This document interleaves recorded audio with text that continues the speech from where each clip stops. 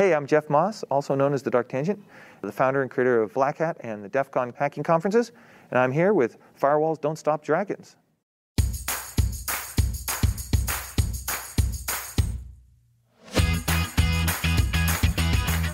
Hello, everybody. Welcome back to Firewalls Don't Stop Dragons. I'm your host, Kerry Parker. Today we have episode 287 for August 29th, 2022, and it is the big, super fun, fabulous interview with Jeff Moss, aka the Dark Tangent, the CEO and founder of Defcon, which just had its 30th anniversary, just had its 30th meeting in Las Vegas, Nevada, August 11th through 14th. It's in Vegas every year. It's part of what we lovingly refer to as Hacker Summer Camp, because there's actually 3 different hacker conferences that all kind of collaborate together and make sure that they're always coordinated every year for the same week in Las Vegas. This was my second time attending. And after having been, I'm really bummed that I missed it all, but it actually kind of worked out well coming in after COVID. Last year was kind of a DEFCON light. DEFCON 29 was fewer people in attendance, so it was actually kind of nice to kind of experience it without the crowds. This year, there's a lot of people back there, like 25,000 people, I think, attended this year, which is not quite back up to what it was pre-COVID. But there was still a virtual element this year, too, so maybe some people just stayed home. We did have to all wear masks while we were there, which is a good thing. I actually managed to come home without getting COVID, and I think a lot of other people did too, actually. They're actually keeping track of that. They're actually having people, if they contract COVID, they want to know about it, so they can actually find out how well the safety measures worked. What a concept, right? Data-driven decision-making. So I personally had a great DEFCON. I talked a little bit about it last week, but I made a super cool indie badge, making your own. The badges that come at DEFCON are these crazy, amazing, hackable computers in a badge that do all sorts of really cool stuff. But there are people, because badge life, like hashtag badge life is a thing at this particular conference. And so people make their own badges. And after I went last year, I wanted to do something like that this year, and hooked up with the folks at hackerboxes.com, and we created the Amulet of Entropy, which was very popular. If you want to go to amuletofentropy.com, you can find out all about it. There are still a few left. If you missed one, I think there might be still some online, but grab them quick if you want them, because they're about gone, and they will not be replaced. Now, I personally have a collection of 5 of them. I will probably save one of those. So I've got 4 of these that I may find some way to release in some future promotion or something. I'm not sure what I'm going to do with them. But anyway, the best way to go right now is just to go to hackerboxes.com and look for package number 80. And then I also gave a talk at the Crypto and Privacy Village called Capturing Chaos, Harvesting Environmental Entropy. And I used the badge for the research. So those things went hand in hand. That was a lot of fun. So I also interviewed Jeff last time, and I dedicated the podcast right before that to kind of my first experiences at DEFCON and trying to explain hackers and hacking to muggles, to people that aren't in that society. And so if you're interested, go back and check out those. There will be links in the show notes to just about everything that I make reference to, including some of the stuff in the interview. So be sure to check the notes if you want to find out more. All right, so let's set up this interview. There's a few things he mentions that I want to draw your attention to that you probably have no reference for, and I'll actually cover some of them after the interview as well. But leading into this, he has a passing reference to LOD versus MOD. And this was the Great Hacker War. And LOD was Legion of Doom, and MOD was the Masters of Deception. And these were hacker groups back in the 90s, I believe. And now the Wikipedia page on this, if you look it up, says there wasn't much of a war, just kind of some back and forth. I wasn't there. I don't know. It sounds like Jeff was. He actually added a little bit of color to that was not covered in the Wikipedia article. So you'll learn about that today. Jeff also refers to 2600, and his reference is to an organization that was and still is a hacker organization. They have a magazine called 2600. It's one of the most famous ones in the hacker realm, and they are known for several things, and the origin of the name 2600 is very interesting, and I will cover that after the interview. Jeff will mention several people by their hacker handles. This is something that's very common at DEFCON and in hacker circles in general. For one thing, people in this community like their privacy, so you don't necessarily want to associate yourself with your regular legal name. But also, hacker handles are more unique than our given names. There's a lot of Mikes and Daves and Susans and stuff out there. So it's actually more efficient in a lot of times to just refer to people by their handles. So anyway, you'll notice that he'll directly refer to several people just by their hacker handles, and that's why. One last thing, here's your trigger warning. There are a few swear words in this interview, and I think they are perfectly appropriate, so I did not remove them. But if that is something that bothers you, just know that there will be a couple F-bombs and a couple other words in here that are curse words. So with that as an introduction, let's get to my talk with Jeff Moss.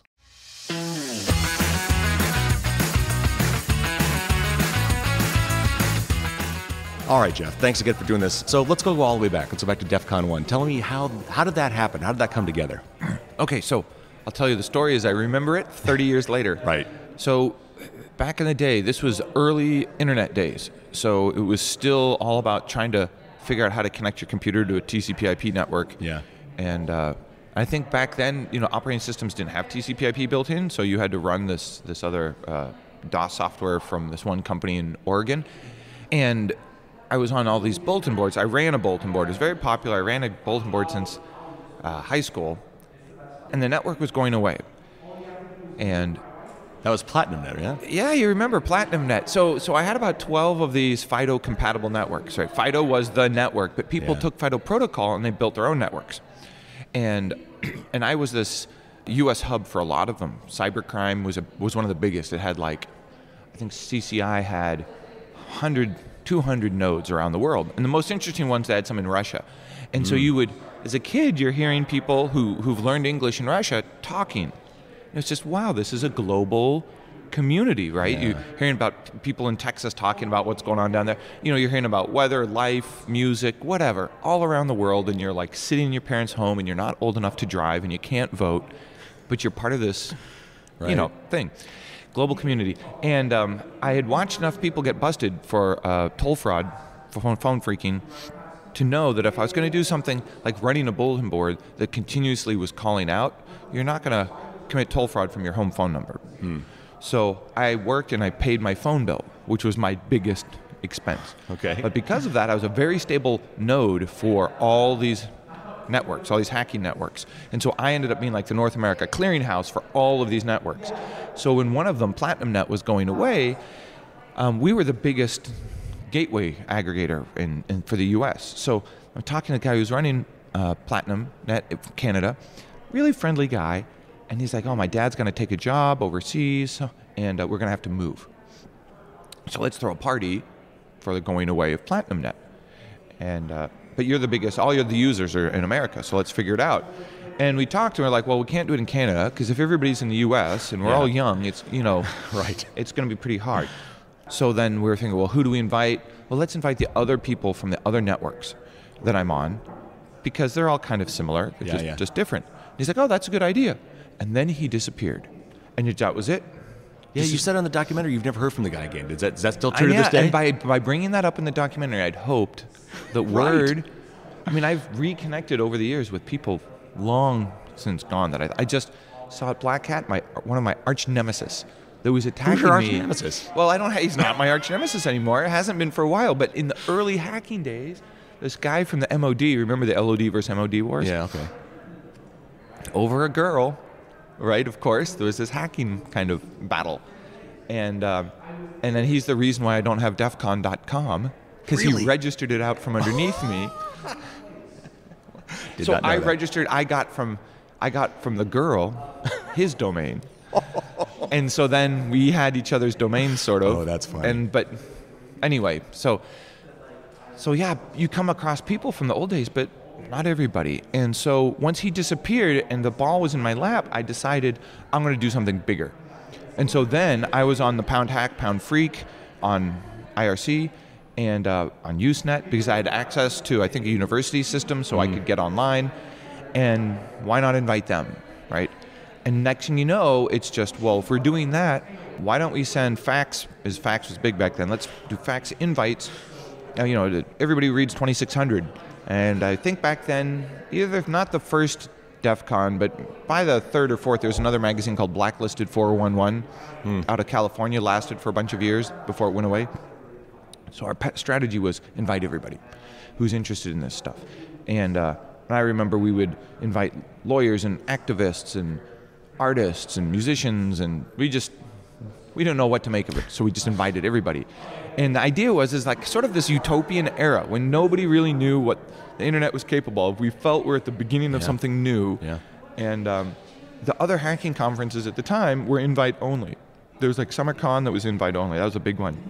And PumpCon had just started, and they were going to be invite only. And SummerCon was, HoHoCon was invite only.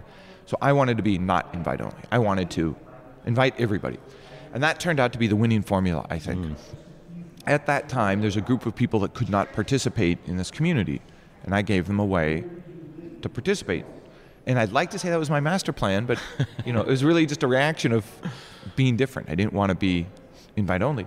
And most of the cons were on the East Coast or the South, and there hadn't been anything much on the West Coast. So I wanted to be on the West Coast, and I had been to a HoHoCon where after hours there was nothing to do.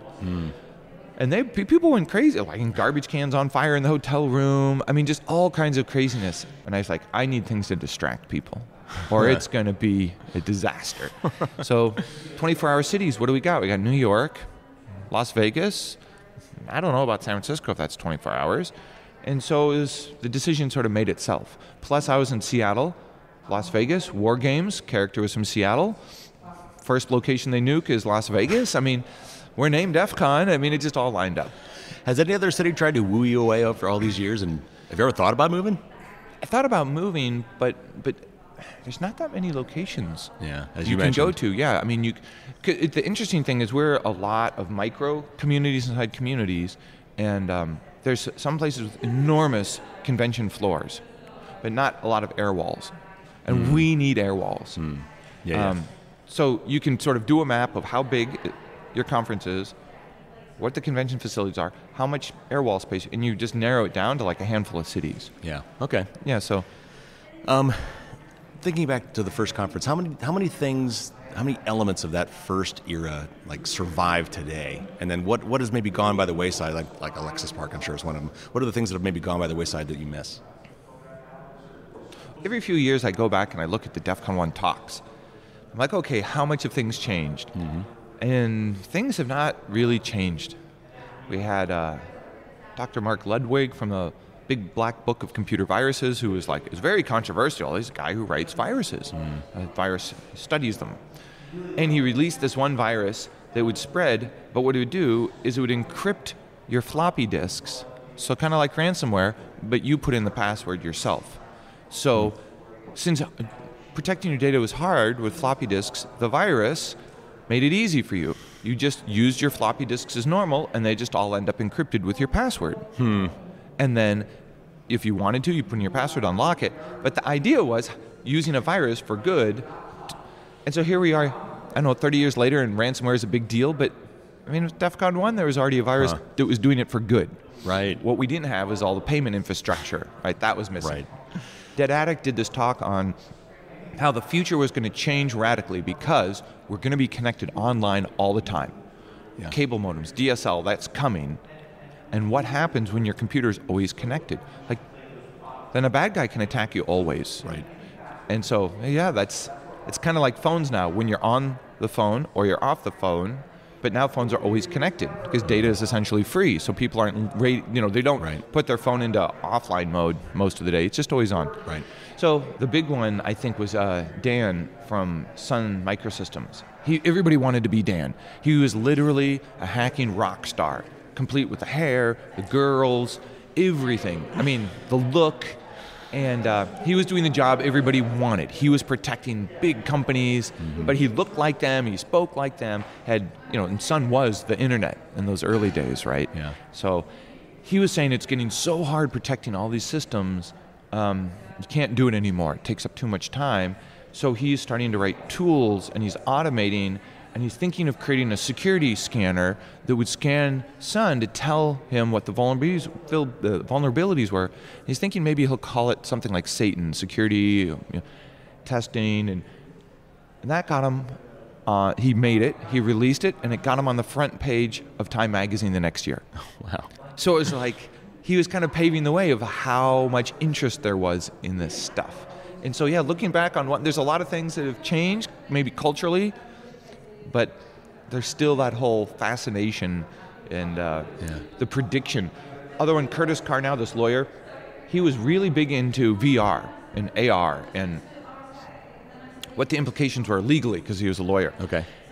So one of them was like, let's say you're training on power plant equipment, nuclear power plant equipment. And since you can't run it on the real one, you're training, there's all these simulators. Mm-hmm. But what happens if there's an inadvertent mistake in the training simulator, and the training simulator teaches you the wrong maneuver in an emergency? Mm-hmm.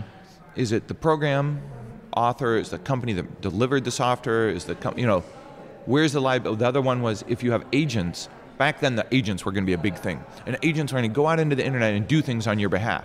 So while you're sleeping, your agent is scouring the internet and getting you the best price for your favorite book or shoes or something, or booking tickets. And your agent might interact with other people's agents, and dynamically you'll have 50 agents all at that time that happen to want to buy those shoes, and they get a group bulk purchase, and you'd have all these things with agents. But then the idea was, who's liable if the agent makes a mistake? And we don't have answers to those questions today, really. Yeah. And so 30 years later, you can see we're still struggling with the ideas. What's the closest DEFCON ever came to not happening? When was the closest? When was there ever an existential threat to DEFCON? Other than, I guess, the pandemic might be one. Pandemic was pretty bad. If I wasn't a compulsive, saver, trying to always think long term, and I think that's the difference between corporate America or having to plan for the next quarter versus having to plan for years in advance, is that luckily I saved enough to see us through the pandemic. So you're right. If I didn't have that weird compulsive need to have reserves just in case, we wouldn't have survived.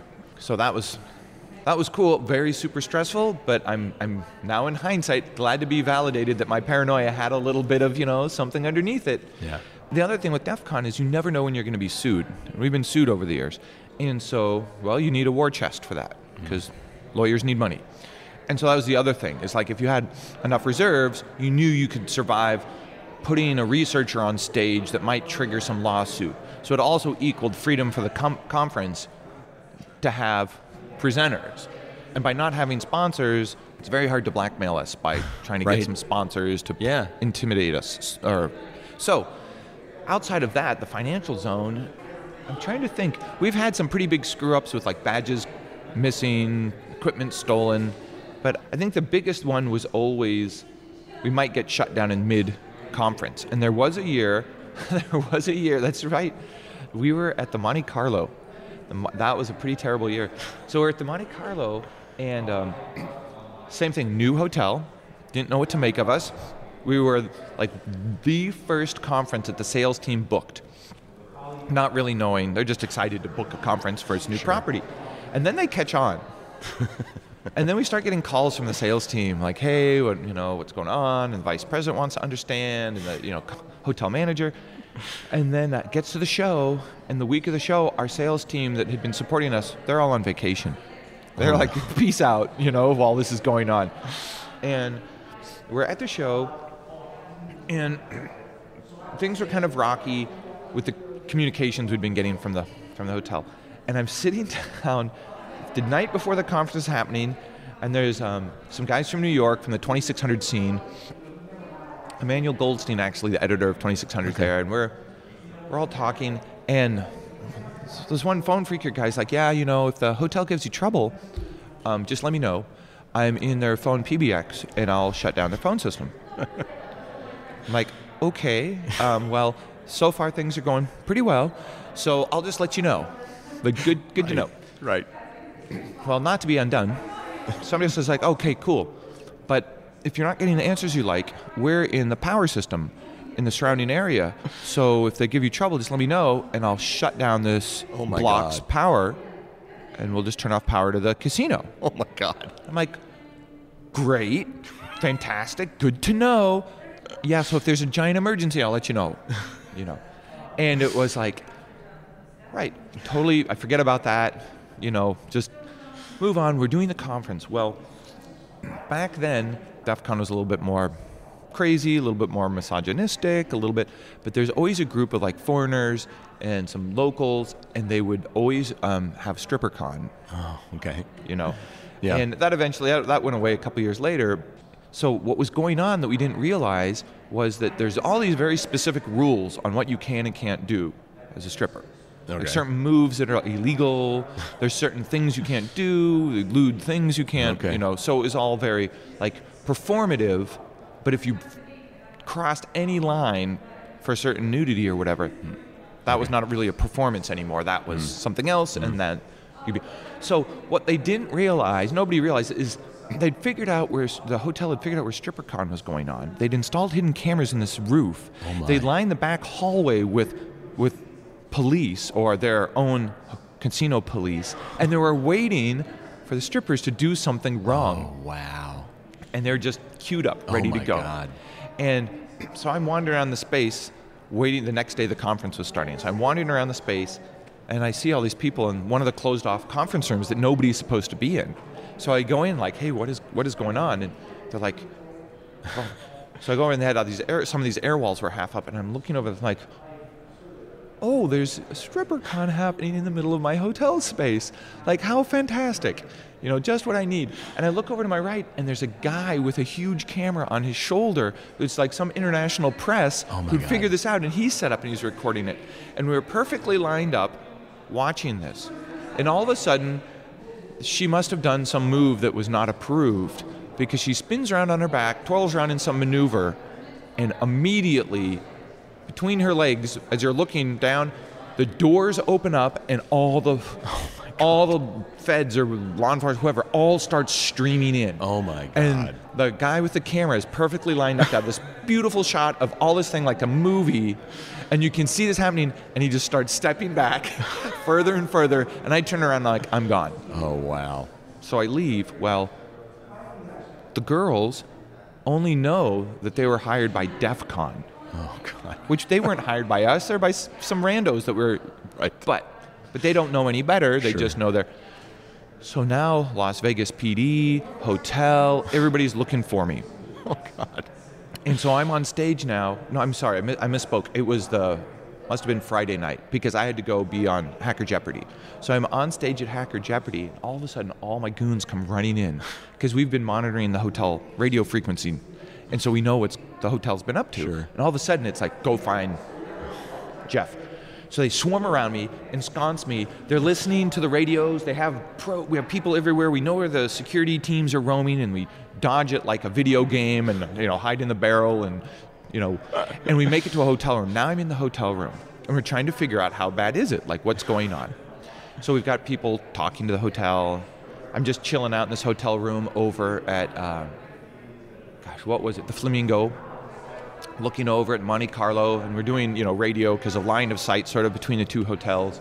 And you're like, okay, it's not so bad, but if it gets bad, we'll smuggle you out in a car to like Northern Nevada, and you can fly home there. You don't want to go to the airport if they're looking for you.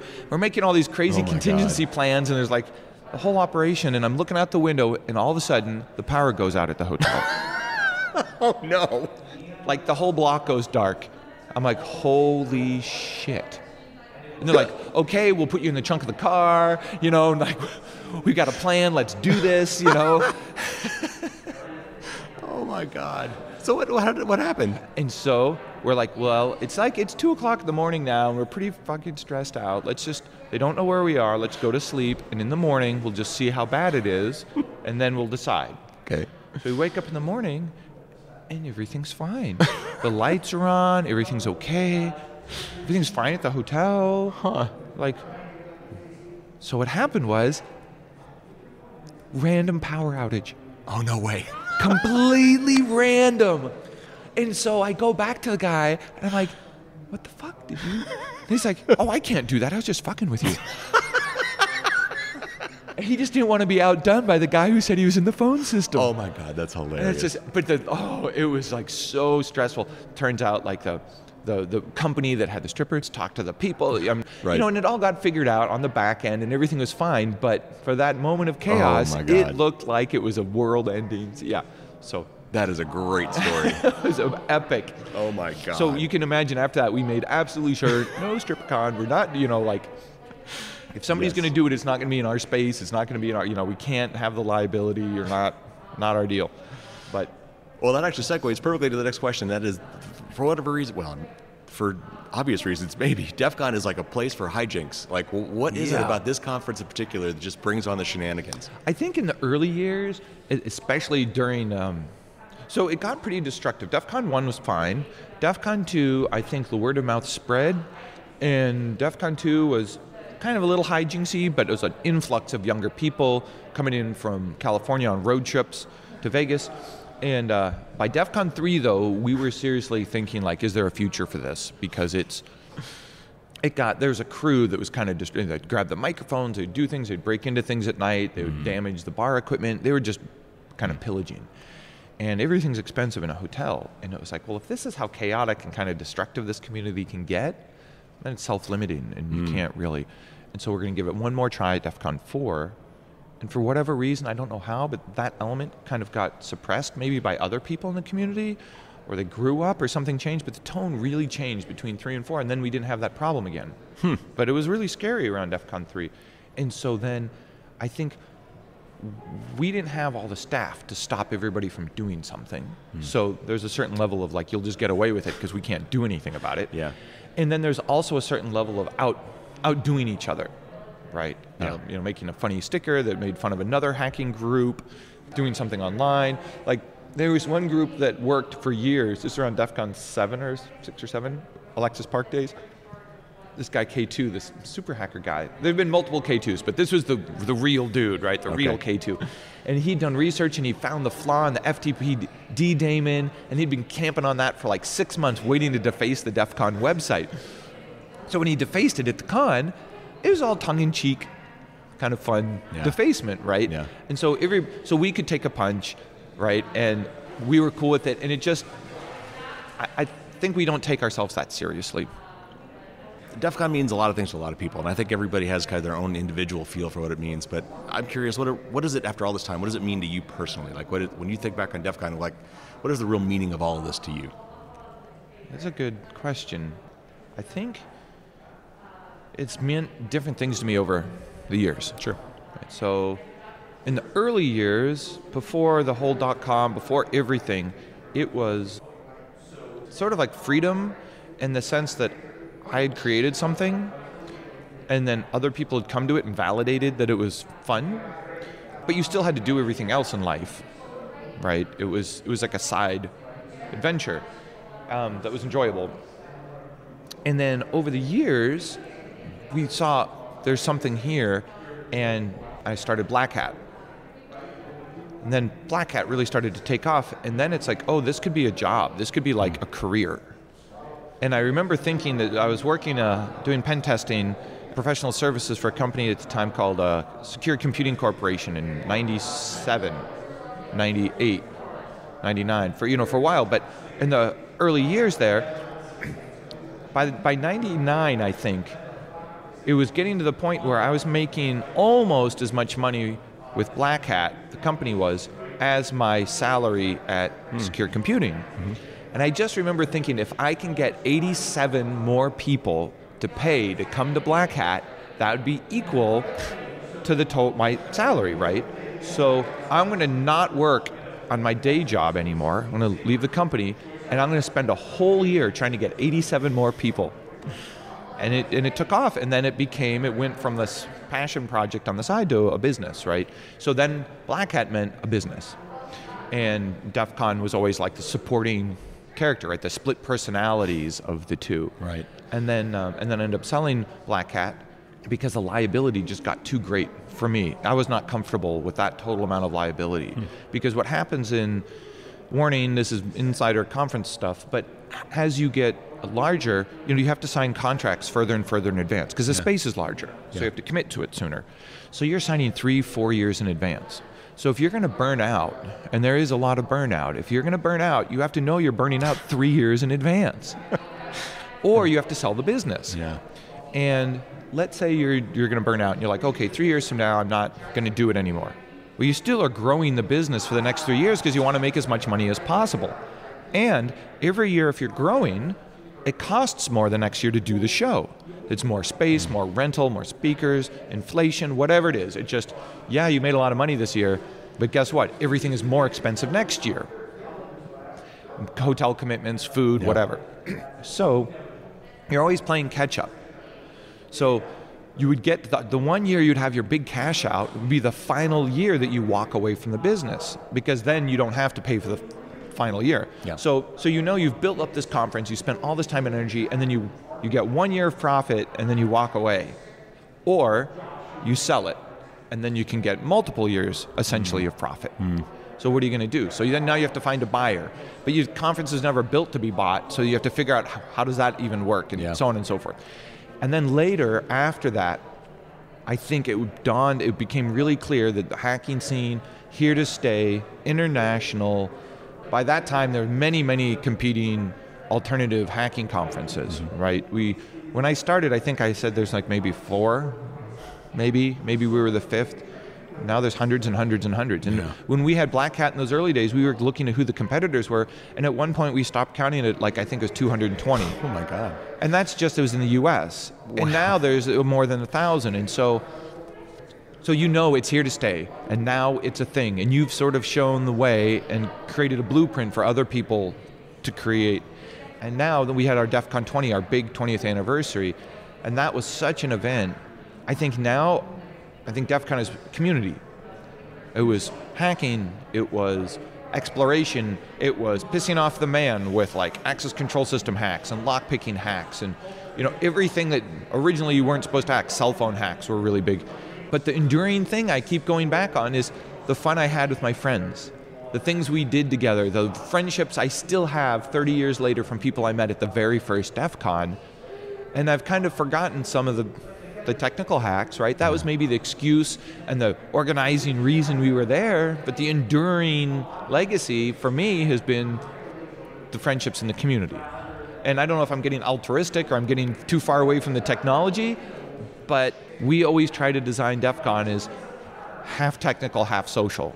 Yeah. And I think if you go too far in either direction, you kind of lose your reason.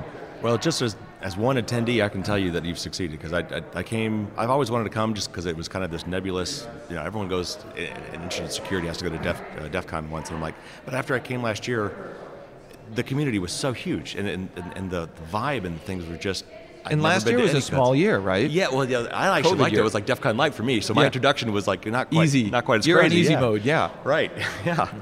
So anyway, I'm so sold, and this is unlike any other conference I've ever been to, so the vibe is exactly as you described it, and the community is huge. It's what an amazing group of craftspeople that get together every year and just have a good time, and it all seems to like coalesce perfectly. I think what I've learned is you lead by example, or you try to, and you try to gather around you good people with similar vision, because people respond, right? So if you have people around you that play fast and loose with the rules, or they're mean to their staff or something, then you create that kind of a culture. And so when you hear these stories about how miserable it was at Apple under Jobs because or how Bill Gates would yell at engineers for having stupid ideas, like, wow, what a luxury that you can do that. Like, I'm excited that people are coming and helping and wanting to do this thing. I'm not, it's really forced me to mature, I think, or think of how you're going to coordinate the chaos. Because you can't really do it with a stick, right? And there's not enough money to pay people, right? So they're doing it because they believe in it. And when you're in the hopes and dreams business, right, you have to deliver, and you can't have two standards for yourself and everybody else. And so that's a little uncomfortable, knowing that at any moment, if you do something terribly wrong, everybody might abandon ship, right? Yeah. It's not like Elon Musk, well, but his stock's doing well, right? I'm making money with him despite him being, that doesn't work in this industry. And the other thing is, there's no book you can buy on how to run a conference or how any of the community works. And before I was doing this, at Defcon 1, I met an entertainment lawyer who worked at Capitol Records. And I was going to law school at the time, and I thought I wanted to be in entertainment.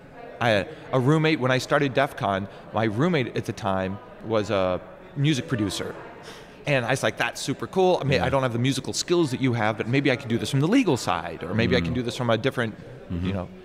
And he's like, great, you should intern for us. So I ended up interning at Capitol Records, legal department, Hollywood and Vine. I'm going through the records, the Tina Turner, the Beatles, whatever. I get to read everything and seeing how the music industry works.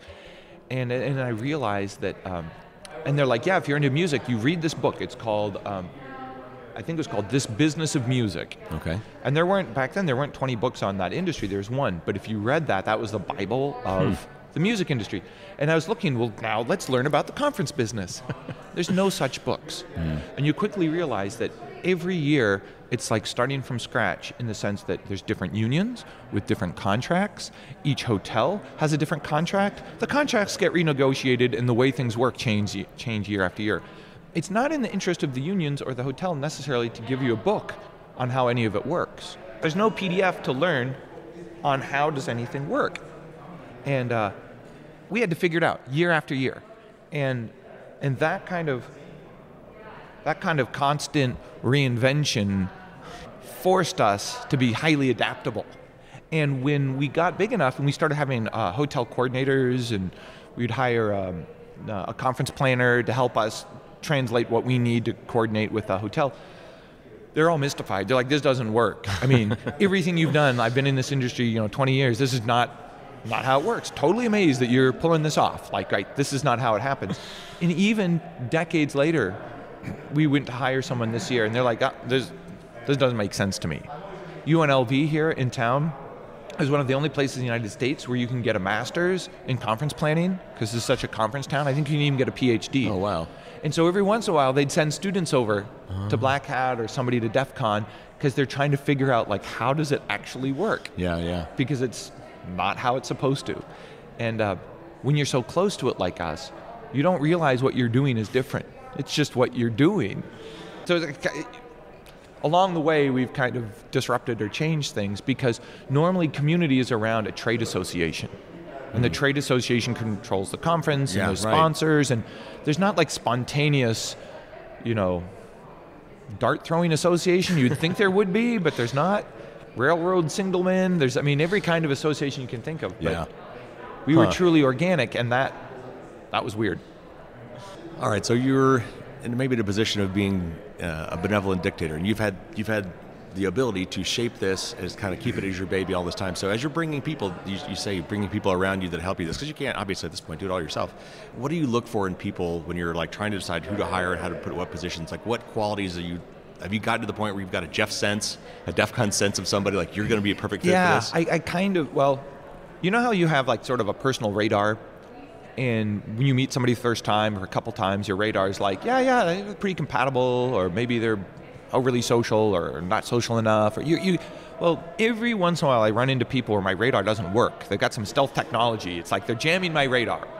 And I don't know if they're good, and I don't know if they're bad. I just don't know. And when I get those vibes, I steer clear of those people. And then in hindsight, I go back years later sometimes, and I'm like, hey, whatever happened to that person? Like, did they turn out to be good or bad? And about half the time they turned out to be good, and about half the time they turned out to be bad. And so I've missed out some opportunities to have some friendship with people that jammed my radar. But on the other hand, I avoided some other problems. And so it's really taught me to like introspect on how do I evaluate people, especially in this community where there's a lot of people that are on the spectrum. Oh, sure. Right? Yeah. Like, I'm sure I am somewhere. I must be. At least I'm on the procrastination spectrum somewhere, or the can't go to sleep at night spectrum. Yeah. And so the other thing is you can't be terribly choosy on who you're hiring, because you're not hiring them a lot. People who run all these departments, they're doing this for the love. Yeah. And so then it's really more about, well, how much do they love the community? Like, have they made hard decisions to have to kick someone out that's misbehaving, or they always just want to make people happy and they've always never had to make the hard decision, and so therefore they might be great in a supporting role, but they can't be in a leading role, because at some point you have to make hard decisions, which is unfortunate. And so the other thing is we sort of have this litmus test is, well, if you've been around a number of years, chances are you'll be around for more years. And so with that staying power shows commitment. And so that's kind of and the people that just kind of want to associate and get the glow of DEF CON and claim that they have all this credibility, they don't last very long. Because what they want is they want to get something kind of quickly. Right. And we've kind of organized over the years to identify those people and move them along because we want the longevity. We don't want the... Right. All right, let's look to the future. So where does DEF CON go from here? Where do you see this going in the next decade? So... And what are your hopes for it? Yeah, we've constantly always been thinking, so it would be a very easy, maybe DEF CON 10, 11, 12, when the things are really, the whole scene was just exploding, where we could have sort of franchised and done multiple DEF CONs. People are always asking us to do a DEF CON in my country, do it in Mexico, do it in Canada, do it in wherever, Paris. And that might have been a brilliant move, but we didn't. This was our one thing. Partially because you can't rally everybody to travel all over the world, but you could probably build an equivalent community in France that would come and help run. But for whatever reason, we didn't. I was trying Black Hat. That was my side thing. I was not messing with DEF CON. I was trying to keep that more true. There's a lot of .com money sloshing around, and it was just a lot of focus to try to not lose whatever we'd created. Now, we did try some new stuff pre-pandemic. We did a conference in, We did 2 conferences, mini conferences within the Tribeca Film Festival in New York. So they liked our community, and we liked their community. And they think of themselves as storytellers with cameras, storytellers with, writing scripts, but it's essentially everything's storytelling. So their conference really focuses around humans and storytelling, which is interesting. Yeah. Not kind of what I expected. And I was an advisor for the Mr. Robot TV show, and they were going to have something around Mr. Robot. They wanted to sponsor something, and so they ended up sponsoring the DEF CON, came to Tribeca, and we had a Mr. Robot panel, and it was really interesting. The Fusion, we did that 2 years, and that kind of maybe we can take parts of DEF CON and put it on the road or do something different. And then we did a DEF CON in China, in Beijing. And it took us years to figure out how to even think about approaching that and which partner to pick. Because a lot of people from China and a lot of hackers would come to the US, and they're like, oh, you should do it back. Right. It's like, well, we don't know. It's like, oh, my company would sponsor, or my company would help you, or we can find you ways. And so there was enough energy there that there probably was a way. And what we didn't want to do is invade another country and squash their local scene. Sure. So I'd love to do a DEF CON in Berlin. We're not doing that. There's too many good conferences in Berlin. We're not going to be the... So we were looking at the whole world, what's left? Where would we not really come in and disrupt the local scene? And we're there's hacking conferences in China, but there's not any foreign, really, hacking conferences. So okay, so we could probably do that, and it wouldn't be, maybe India at the time. So we tried that, and then COVID hit, and just as we're figuring out their culture and their scene, super hungry, super excited, super energized, super hackers, and it reminded me of DEF CON 15 years earlier. They're just like us, just behind the curve. Yeah. Because it hit for them, the technology and the community hit a little bit later for them. But now with the pandemic shutdown, I don't think we're going to go back I don't think we can go back until at least 2025, maybe. And who knows what the world looked like then. So I would like something like that to be in the future, some other adventure, but I don't know what's possible now. And so the only other thing we're trying this year is we've added for the first time Defcon Training. So on Monday, Tuesday, after the conference, we're trying paid trainings. And because essentially every conference has training and we don't. And so we wanted to do it differently. And so we came up with and like I said, I like simplifying things where I can, so we're going to just split the money 50-50 with the trainers. And that's unusual. Most trainers normally get about 35 or maybe 40%. But for us, it's easy. It's 50-50. We're not really necessarily doing it to try to make money. We're doing it because we have the space, we have the platform, we have the trainers, and if it helps us a little bit, great. But it just seems like a natural evolution, and people ask for it. And so if we're going to do it, we want to do it differently. So that's about the only thing. We've thought of podcasts and video casts, but a lot of people do them really well. And again, we don't want to try to compete, right? We want to give the other community their space. Yeah. And we don't want to, so instead we just want to focus on being, like we introduced the first sort of code of conduct for hacking conferences. Yeah. We introduced the first transparency report. We want to really focus on trying to not necessarily be first, but try to set a standard. And then hopefully people imitate us. And if we see something, we'll imitate them. But we're always kind of trying to evolve. And as InfoSec conferences have gotten so prevalent, and the hacking conferences have sort of declined, what's happened is, especially in the COVID era, to survive, you need sponsors. Because we have a lot of scale, and I saved a lot, and I could survive, but a lot of other people don't. Yeah. So you take sponsors, and now you have to kind of appeal to the sponsors' interests, which are usually product-oriented. Right. And so then you end up sort of looking like a InfoSec conference, which is fine. That's where your career is. That's where you make money. But that means there's sort of less conferences that look like hacking conferences. And so over the last 6-7 years, we've been really applying this sort of filter of, well, yes, but is it hacker? That's a great submission. It could be a white paper. Or that's a great submission. That's an InfoSec talk. And boy, if we were an InfoSec conference, we would take that talk in a second. But we're not. So go someplace else to that audience. And so, yeah, it makes me a little bit sad that you have to turn away good talks, but on the other hand, you got to kind of know what your core identity is.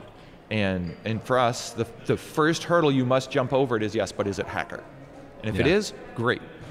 Well, there was actually a question I skipped that I'll come back to. Have there been, you've had some great speakers, obviously, over the years, and that one general was a big one, I know. Oh, General Hayden? Yeah. Or I think we had Alexander, yeah.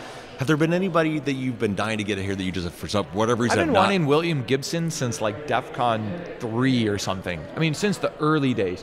And to the point that I called them up. I found every William Gibson in Canada and I called them all because I didn't know which one was what.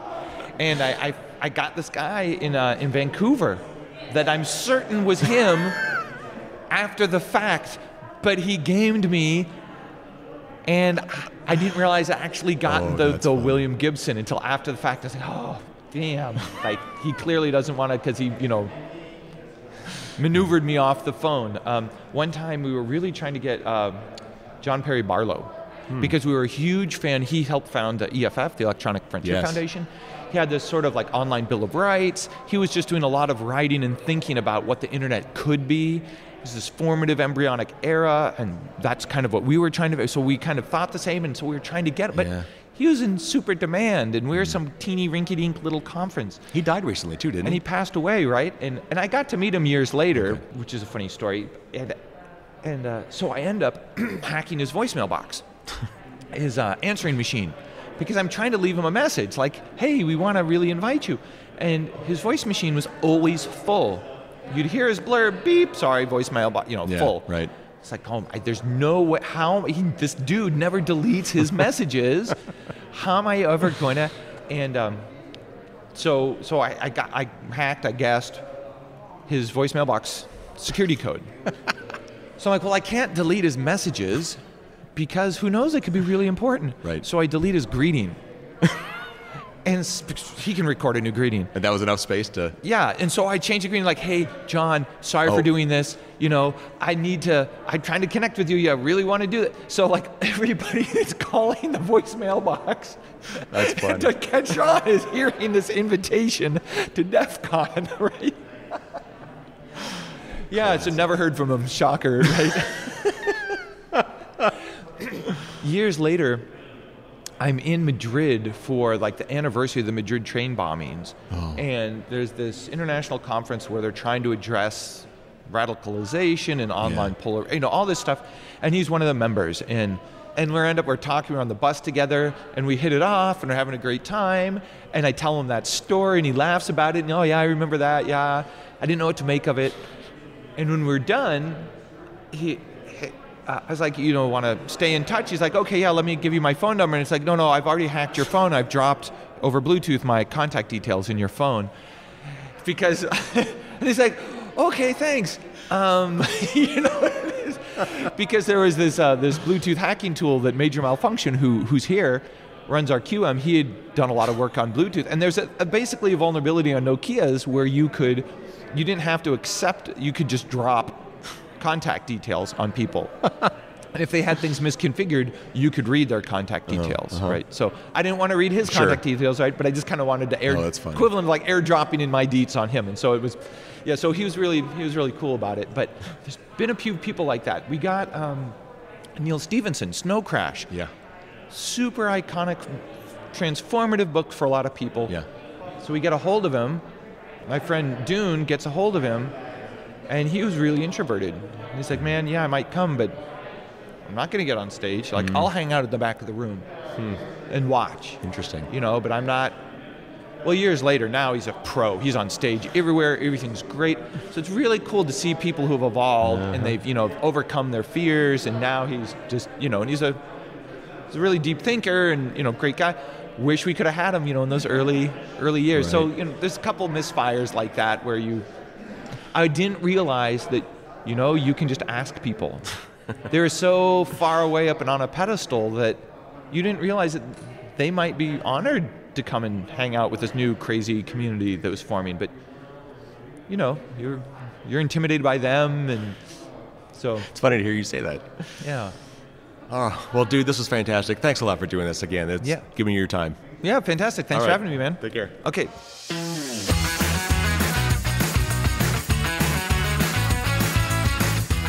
Thanks again to Jeff. I so much enjoyed talking to him. He's got some great stories. You can tell that we were, honestly, I kind of lost myself a couple times in the interview just because the stories. I just kept wanting to ask him questions. Some of the questions I asked him were not on my list of questions because he just, as he said stuff, I decided I had to follow up on some things. And there are several questions that were on my list I never had a chance to ask. We didn't have time. So someday we'll get back to those. And if I'm lucky, maybe next year I'll get a chance to interview him again. So I promised I'd tidy up a few references he made just in case you missed them. He talked about William Gibson, and he is the author of several cyberpunk books. In fact, I think some people might say he kind of pioneered that genre. Neuromancer being the most important one that I have been dying to read for years and still haven't. I feel horrible that I haven't. It's on my list, but that's who he is. Jeff mentioned several things kind of in passing about hacker history. I found a really interesting website from Kaspersky, actually. It's called A Brief History of Hacking, and it's got a really nice kind of a timeline of computers and hacking going all the way back, including a link to that Satan tool that he talked about. But I've got a link to that in the show notes as well if you want to jump to that network analyzing tool. But there's some documentaries I'd like to recommend you look at if you're at all interested in hackers and hacker history. First of all, check out Defcon's documentary. It was done for Defcon 20, I believe. It's on YouTube for free. You can check it out. It's a little over an hour and maybe hour and a half. But there's two other ones that I remember watching and enjoying if you want to learn more about hackers. One is called 0 Days, and that was mostly focused on the malware called Stuxnet that is widely attributed to the United States and Israel that was used to destroy some nuclear centrifuges in Iran to try to set back their nuclear program. It talks about more than that, as I recall, but that was kind of the focus. So that's an interesting one to watch. And there's another one called Code 2600, again, that number 2600, which I'll explain in a second, about hackers and hacker culture. I seem to remember that one kind of almost having two parts, like maybe the first part was kind of about one thing, and then the second part was takes a slightly different tack. But one of those two parts does talk about hacker history and stuff, which is fascinating. If you want to read instead of watch a documentary, you can read the seminal book Hackers by Stephen Levy. That's widely regarded to be one of the most definitive books on the subject, and one that I'm in the process of reading, and it's taken me a while. It's a long book, but that goes all the way back again to like just the beginning of computers and shows how that hacking and computers have gone hand in hand since their inception. If you're more into fiction than nonfiction, the book Little Brother by Cory Doctorow is a good one. It's very short. It's an entertaining read, but it has a kind of a hacker vibe to it. But now let me explain this whole 2600 thing. So back in the older telephone days, when long-distance calls still cost money, and before we really had a full digital fabric for switching phone calls, a lot of stuff behind the scenes reacted to tones on the line. And if you remember your old push push-button telephones, when you pushed one of the 12 buttons on the phone, it made a sound. And those sounds were actually two frequencies. It was called dual-tone multi-frequencies. It was an array of tones. Like the rows each had their own tone, and the columns each had their own tone. So when you pressed a button, it would play a dual tone of the row and column so that the far end could tell what button you were pressing. But there were other things behind the scenes that used tones as well. And back in the day, a group of hackers that used their knowledge of these tones and things they could learn from these tones to, for example, make free long-distance phone calls were called phone phreakers. And that's PHREAK, freak. And one of the most famous ones was a hacker who went by the handle Captain Crunch. And so it turns out that there was an what's the right technical term? The big companies that did the long distance networks, when you were placing a long distance call, if you played a certain tone and that tone at a certain frequency happened to be 2600 hertz, 2600 cycles per second. If you played a tone at that frequency, which is perfectly audible to the human ear, it would reset the toll on the call, and then you could follow that up with more digits and make another call, but there would be no charge for that call. So it was a way, like you'd start out with maybe like a 1-800 number call that you'd make that would be free to you. But now you're in the long distance network, and if you play that tone, it would disconnect the call, and then it would allow you to place another call at no charge because there was no toll associated with the original call. And back in the 70s, cereal boxes back in the day used to come with little toys. All the kids' cereals did anyway. And I used to love getting the toys. That was, you always begged your parents to get the box of cereal that had the cool toy in it. And I actually used to love Captain Crunch, so I used to get these myself. I probably had this whistle at some point myself. But Captain Crunch at one point in the 70s came with this little bosun's whistle, like something you might use on a ship. And turns out that if you covered one of the holes, it would produce a 2600 hertz frequency pitch. And the hacker who became known as Captain Crunch because of this figured out that with that whistle, he could use it to make toll-free long-distance calls. So that is the origin of 2600 and its relevance to hackerdom. Now, a further little tidbit on that, if you're curious and happen to have or have access to a 3D printer, you can print that old Captain Crunch whistle, which I have done. I've got a 3D printer at home. I've printed one of these. And there's a link in the show notes. There's a great website called Thingiverse. And on Thingiverse, people post 3D images for free that you're allowed to download and print for yourself. And of course, because just about everything is on the internet these days, you can actually go and print yourself one of these Captain Crunch whistles. So that's a little fun extra exercise left to the interested listener. All right, speaking of which, I imagine we may have some new listeners to the podcast because of the DEFCON connection here for people who may have just found me from DEFCON. And if you're an old listener, you could probably tune out at this point. I just wanted to say a few things to somebody who might be new to the podcast. First of all, this is not the only thing I do. This all started with the book by the same name. That's, privacy and security for regular everyday people. For dummies was taken. So I had to come up with another name. And trust me, it's hard to come up with a clever name for a book. But now I'm stuck with it. So it's Firewalls Don't Stop Dragons is the book. And I called it that because one of the central analogies in the book is a medieval castle and why that has so much to inform us about how we do cybersecurity today. And so I use a lot of analogies in the book trying to explain a lot of these topics on how the internet works and how security works and encryption and all that stuff. So anyway, that started with the book, and then it became a blog and a newsletter and eventually a podcast, which I've been doing for over 5 years now, I guess.